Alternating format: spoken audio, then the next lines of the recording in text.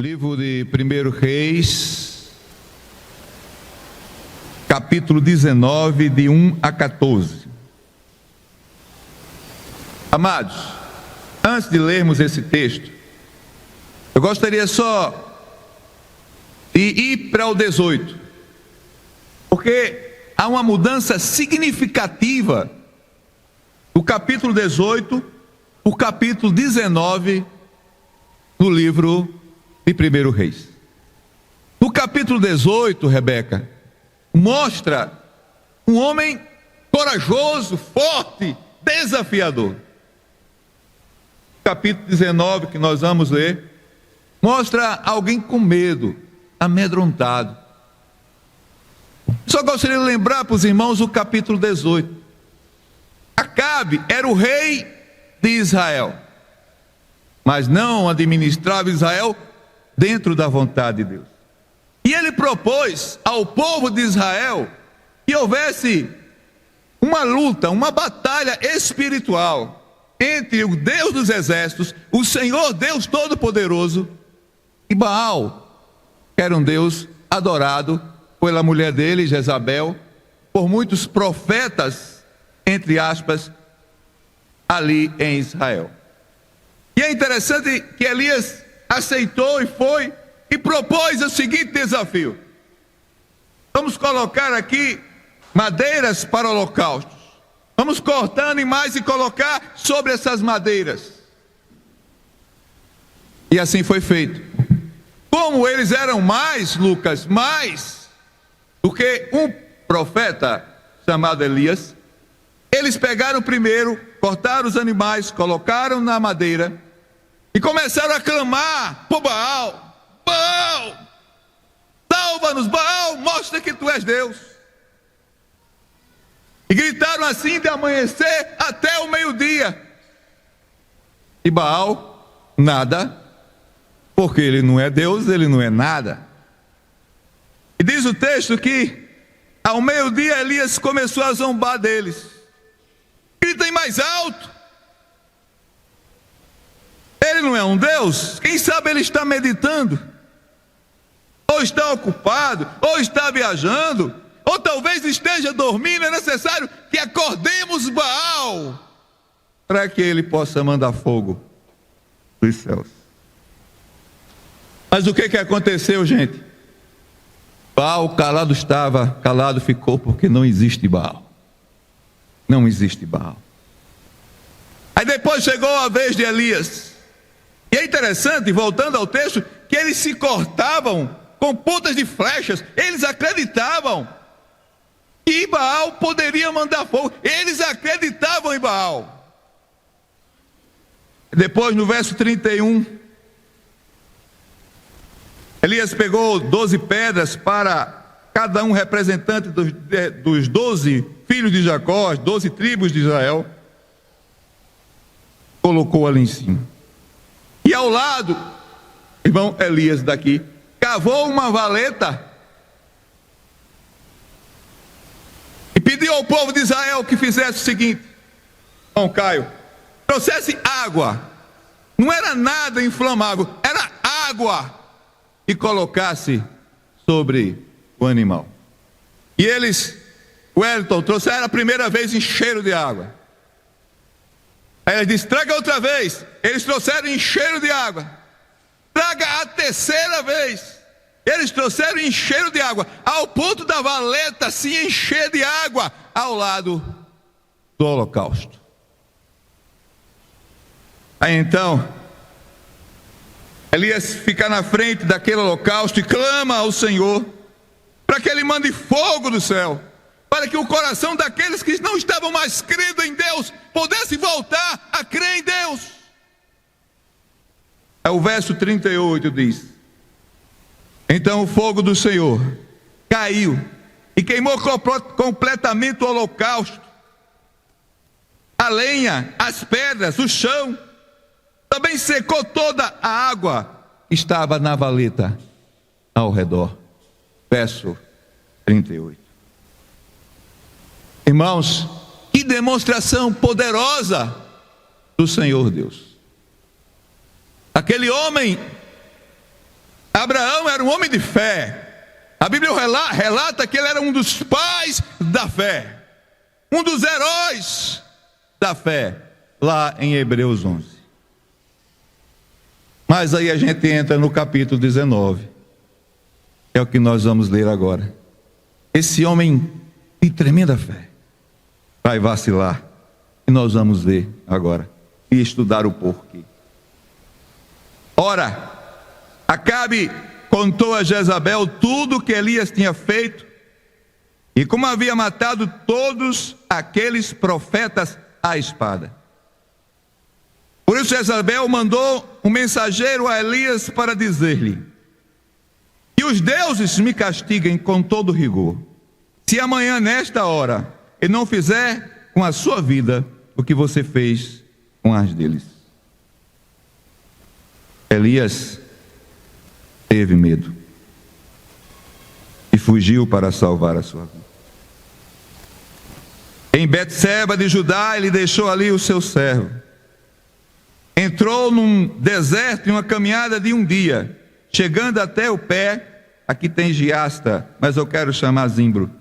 Zimbro sentou-se debaixo dele e orou, pedindo a morte. Já tive o bastante, Senhor, tira a minha vida. Não sou melhor do que os meus antepassados. Depois se deitou debaixo da árvore e dormiu.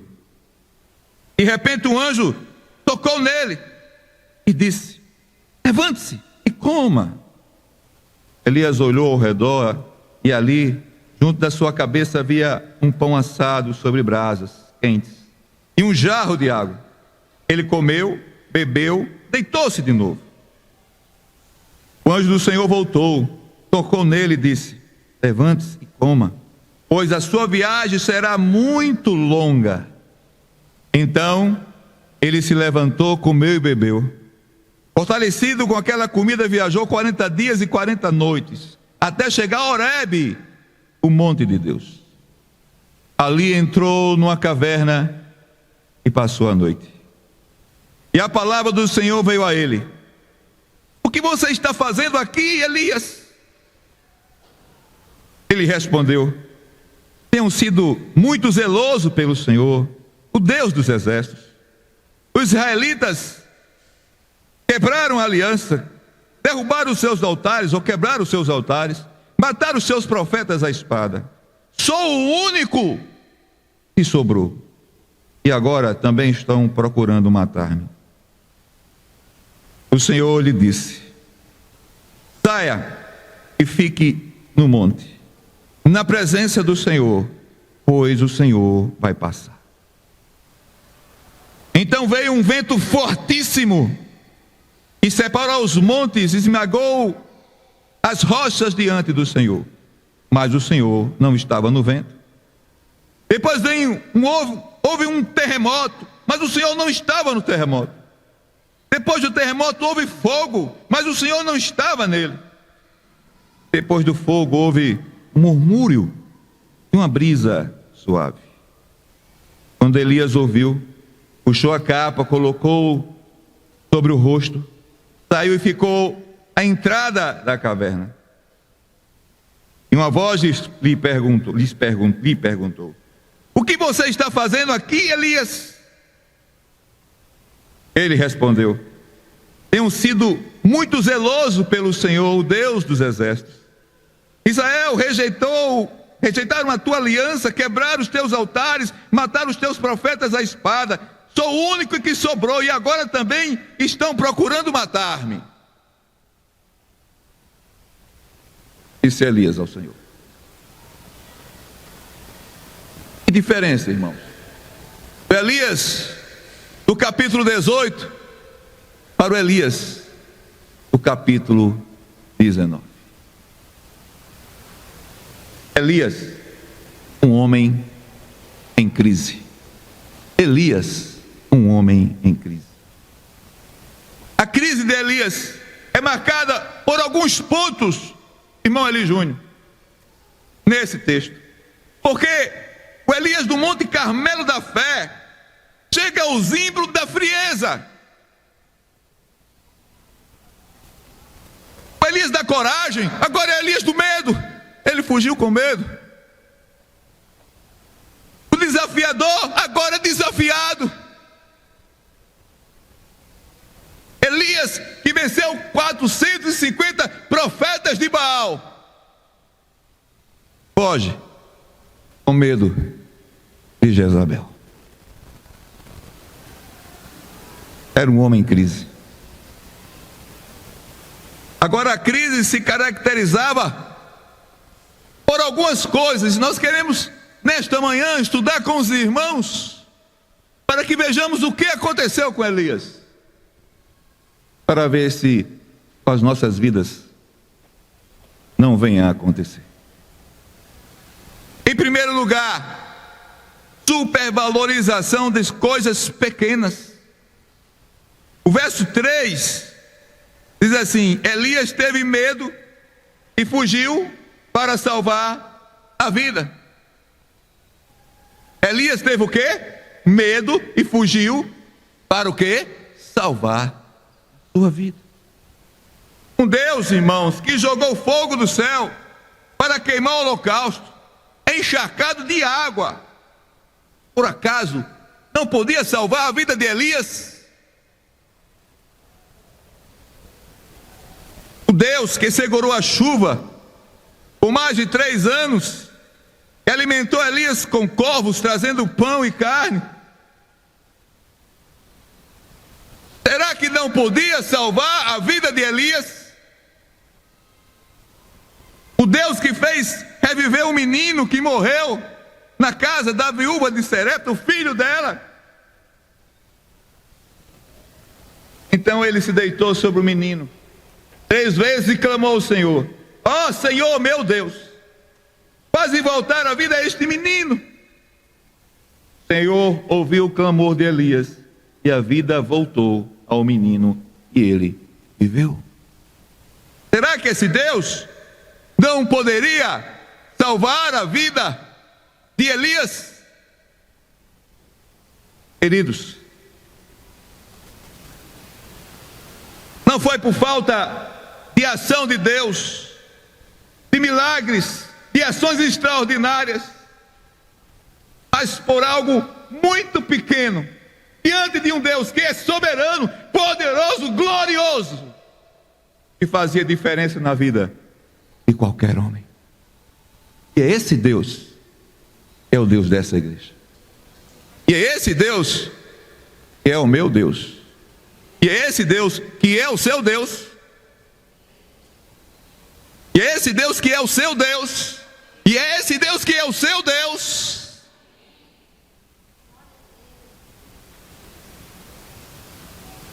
Nós supervalorizamos as coisas pequenas.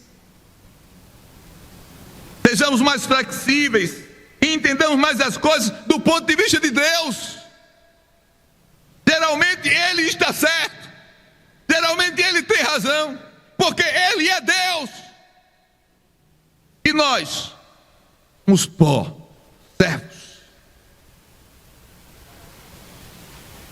Não podemos supervalorizar as pequenas coisas. Em segundo lugar, Soraya, desejo de ficar só. O desejo de ficar só. No verso 4 do texto que lemos diz: e entrou no deserto, caminhando um dia, chegou ao pé de Zimbro, sentou-se debaixo dele e orou, pedindo a morte. E orou, pedindo a morte. Já tive o bastante, Senhor. Tira a minha vida. Não sou melhor do que os meus antepassados. Deserto, irmãos, é lugar de solidão. Deserto, irmãos, é lugar de provação. Não há ninguém para compartilhar. Elias queria se isolar de tudo e de todos. De tudo e de todos.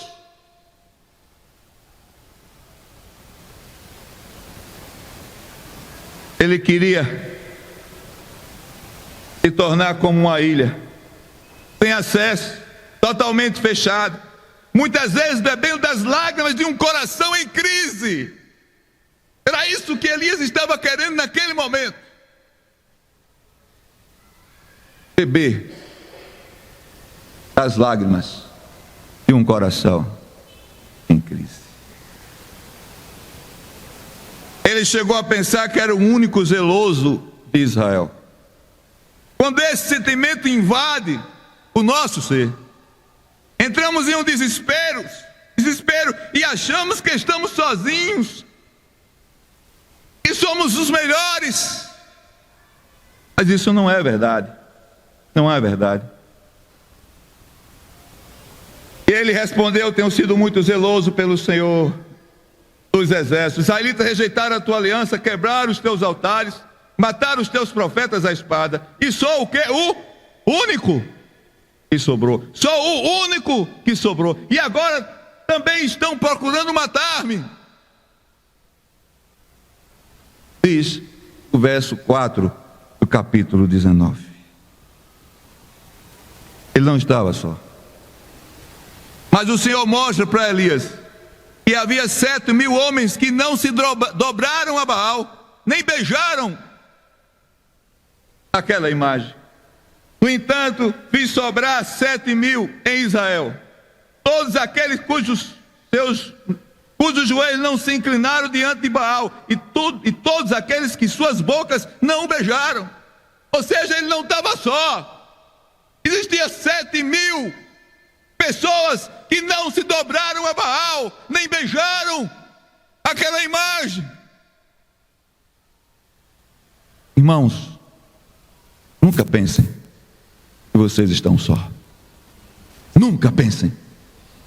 Sempre haverá o resto que Deus separou para, junto com você, poder adorar ao Deus de Israel. Dessa mesma forma ele mostra para nós: não há lugar para isolamento. Existem outras pessoas para que juntos possamos nos aquecer. Uma fogueira só cresce quando as brasas estão juntas para que a fogueira cresça. As sozinhas, elas o quê? Se apagam. Separadas, isoladas, elas se apagam. Amados, a igreja também é lugar de comunhão. A igreja é lugar de estar juntos. A igreja é um lugar de vivenciar as dificuldades uns com os outros. Não adianta querer se isolar. Isolamento não leva ninguém a nada. Isolamento não leva ninguém a nada. Terceira coisa que marca essa crise depressiva que Elias passa está na parte B do verso 4. Não tem alegria na vida espiritual. Já tive bastante, Senhor. Tira a minha vida. Não sou melhor do que os meus antepassados. Basta. Ele não queria mais viver. Basta, Senhor. Tira a minha vida, Senhor. Elias era um herói da fé, mas também era vaso de barro. Elias era um herói da fé, mas também um vaso de barro. Isso esclarece para nós aquele texto do apóstolo Paulo, na segunda carta aos Coríntios, capítulo 4, versículo 7.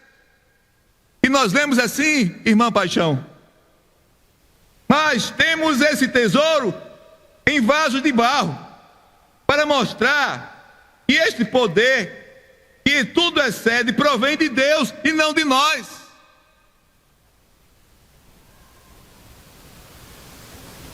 Irmãos, não podem basear a sua vida espiritual olhando apenas para mim.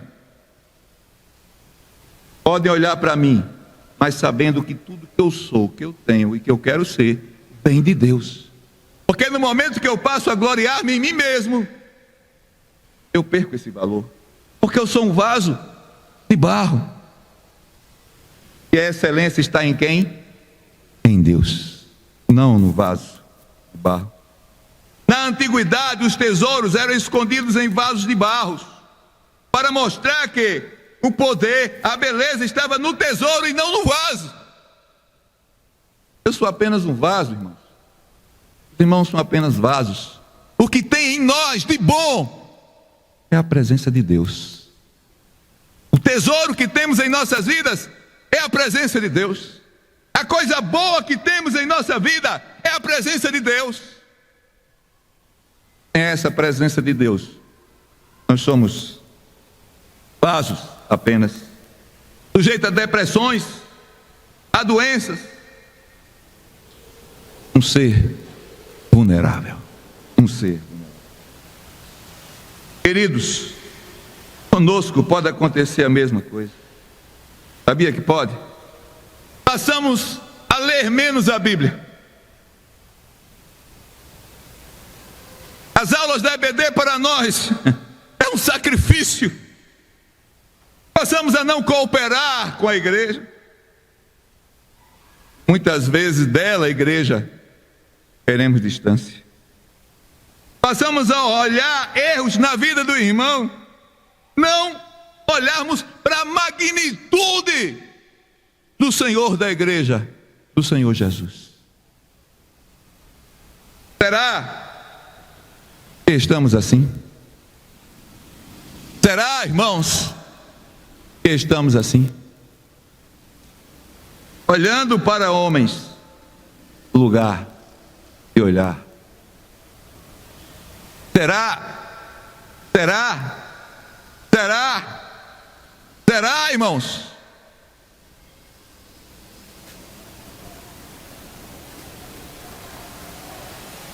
Mas, glórias a Deus,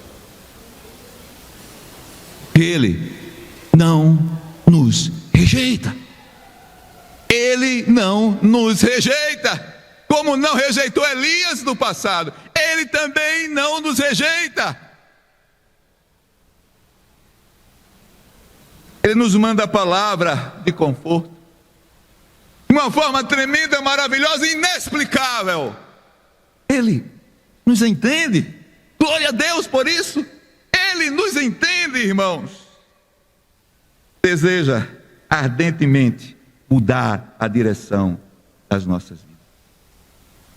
Ele quer que voltemos a ter alegria espiritual, que sejamos brasas vivas para aquecer um ao outro.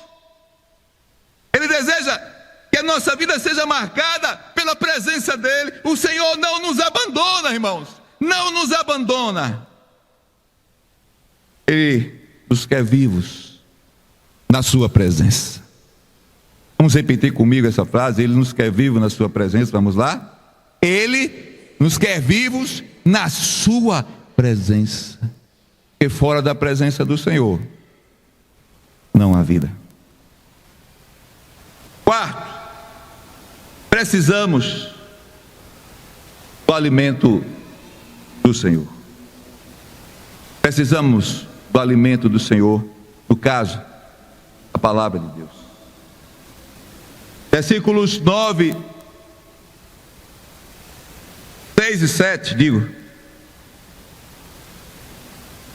Elias olhou ao redor e ali, junto à sua cabeça, havia um pão assado sobre brasas quentes e um jarro de água. Ele comeu, bebeu, deitou-se de novo.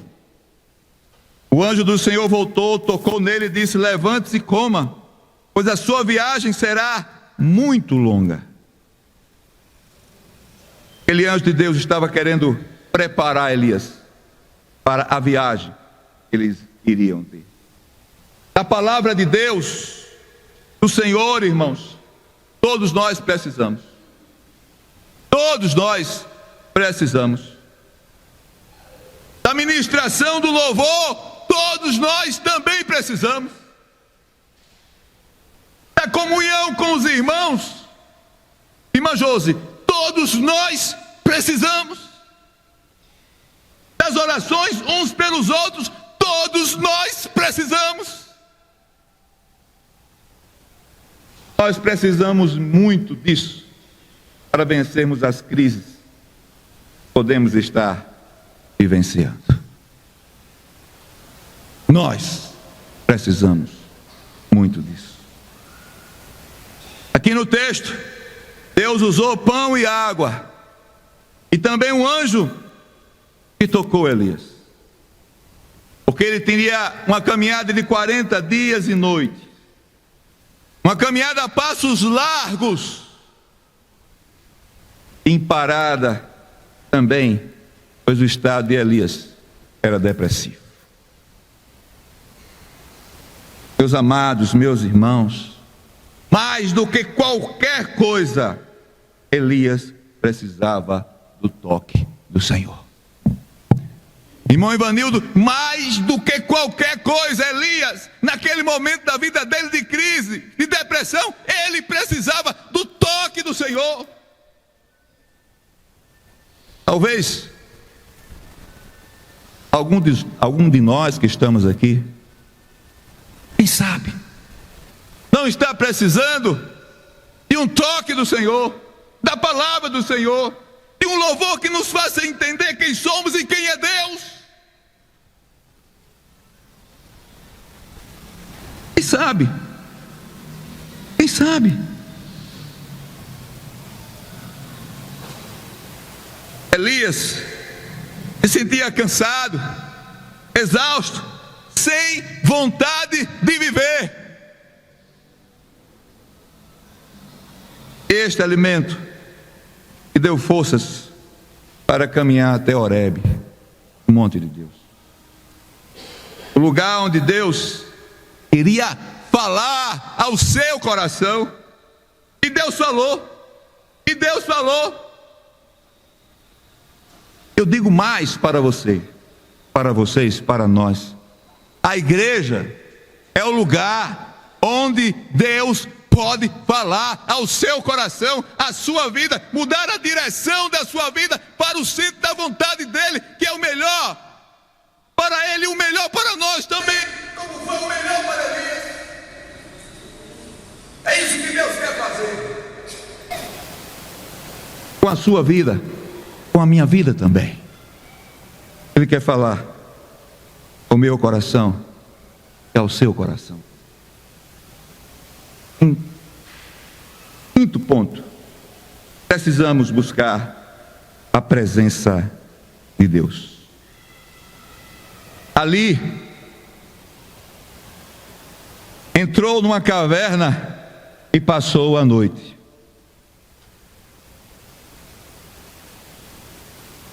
E a palavra do Senhor veio a ele: olha só, o que você está fazendo aqui, Elias? O que você está fazendo aqui, Elias? Eu te constituí profeta das nações,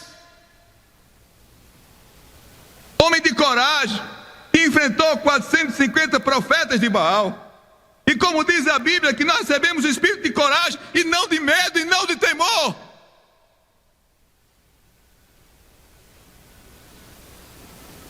Ali não era lugar para Elias. Ele era um vencedor. Também não é lugar para nenhum de nós. Caverna não é lugar para nenhum de nós. Caverna significa o quê, irmãos? Vida sem perspectiva. Elias, na realidade, era assim, irmãos. Ele tinha muitas perspectivas em sua vida. Vida de depressão espiritual, ele estava passando por uma, mas Deus queria arrancá-lo daquela depressão e trazê-lo para a vida. Crise em relacionamentos, estava com Deus.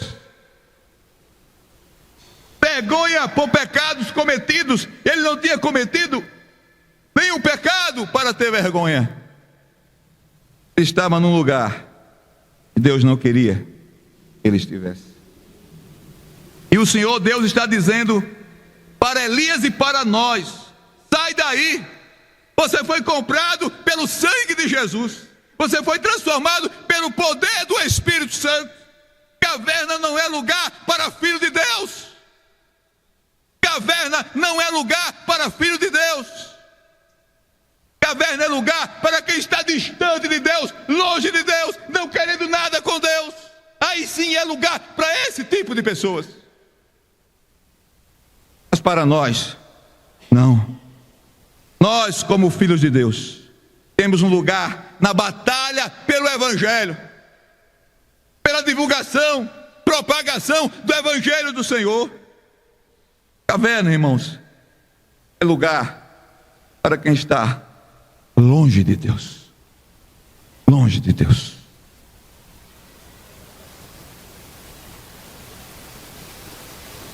Deus queria falar a Elias. Ele está em qualquer lugar, até dentro daquela caverna, ele estaria ali. Mas ele quer que ele estivesse fora da caverna. Como ele quer que você esteja aqui na igreja. Sabe por quê? Não que aqui seja um lugar especial e Deus só esteja presente aqui, não. Mas é porque aqui nós nos juntamos e podemos buscar o Senhor. Buscar o Senhor. Podemos experimentar do seu poder, invocar o seu poderoso nome. E é isso que Deus quer para as nossas vidas. Que você invoque o seu nome, que você experimente o seu poder, que você o conheça como Deus Todo-Poderoso. Tá, querida irmã Luzeni.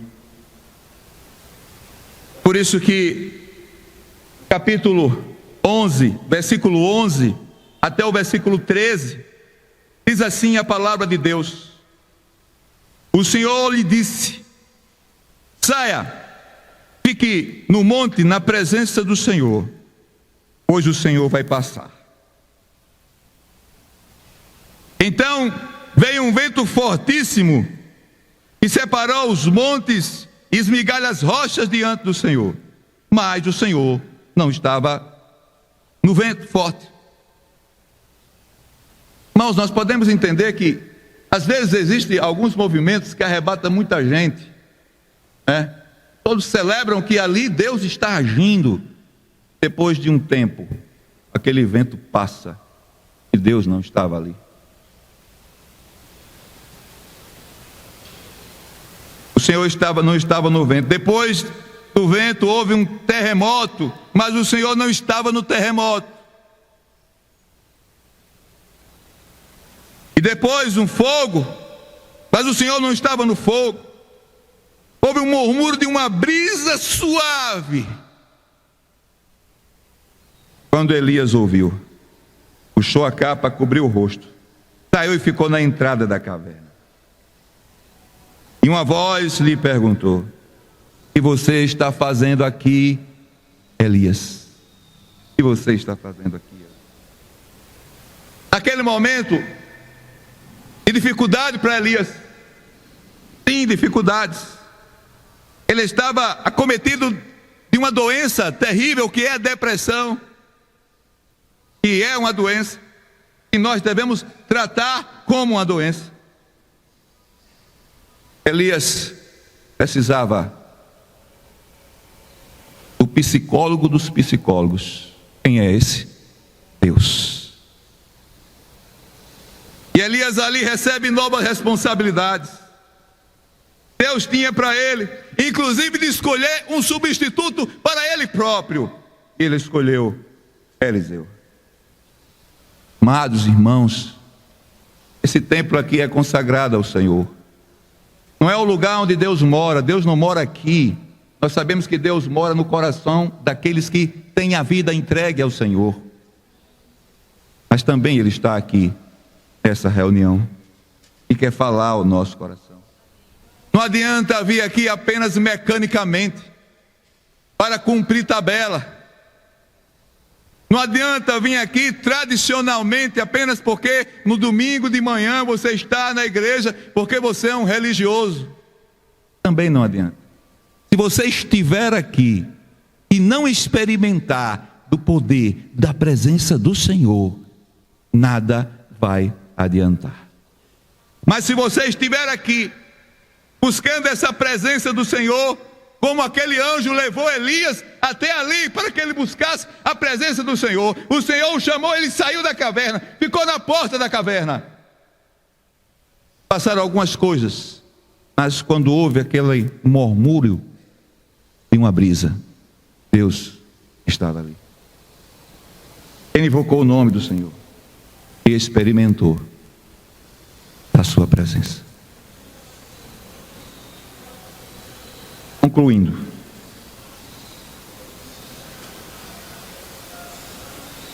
onde você está? Onde você está? Onde você está? No Monte Carmelo da Fé ou num zimbro da frieza?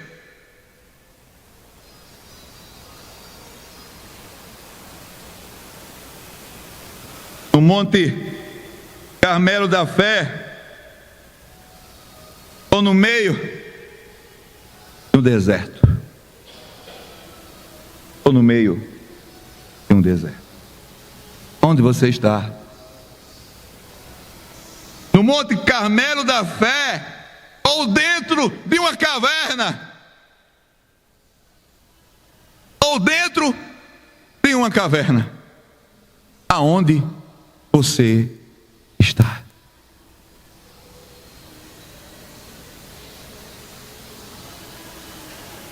Se você estiver no monte da fé, glória a Deus por isso. Se você estiver debaixo do zimbro da frieza espiritual, ou no meio do deserto, ou dentro de uma caverna, em nome de Jesus, escute a voz de Deus. Aí não é o teu lugar.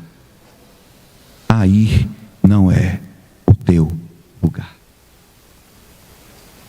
Teu lugar é na presença do Senhor. Amém. Vamos curvar nossas cabeças, irmão. Vamos orar ao Senhor, agradecendo porque Ele curou a depressão espiritual que Elias passou, do capítulo 18 ao capítulo 19 do livro de 1 Reis, e pedindo para quem sabe, você esteja passando por esse momento de frieza na fé, de deserto em sua vida, ou esteja dentro da caverna, lá no último lugar da caverna. Se assim for, eu quero dizer para você, ainda existe uma esperança. Lucas sabe disso, o Hélito Júnior também sabe disso, que existe uma saída.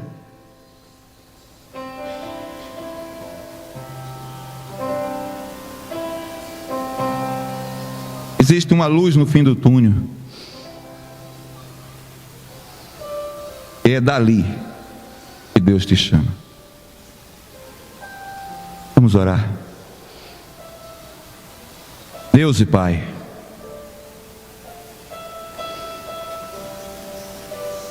queremos glorificar e exaltar o Teu nome, Senhor,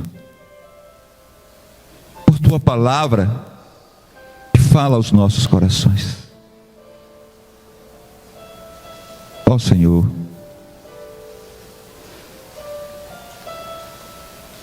traz para nós, Pai, esta palavra, esta pergunta: onde estás? Onde estás? Onde estás? Mas não só a pergunta, Senhor, mas que o Teu Espírito nos conduza a sair deste lugar de frieza espiritual, de distância de Ti, de vergonha, ó Pai amado, por pecados cometidos. A Tua palavra diz que Jesus é fiel e justo para nos perdoar os pecados, nos purificar de toda injustiça, Senhor. Ele não coloca uma injustiça, mas coloca todas as injustiças, Senhor. Ó Deus maravilhoso, passa à nossa frente. Usa da Tua palavra, Senhor, porque o despertar espiritual não pode ser além ou aquém da Tua palavra, tem que ser a partir da Tua palavra. Ó meu Senhor,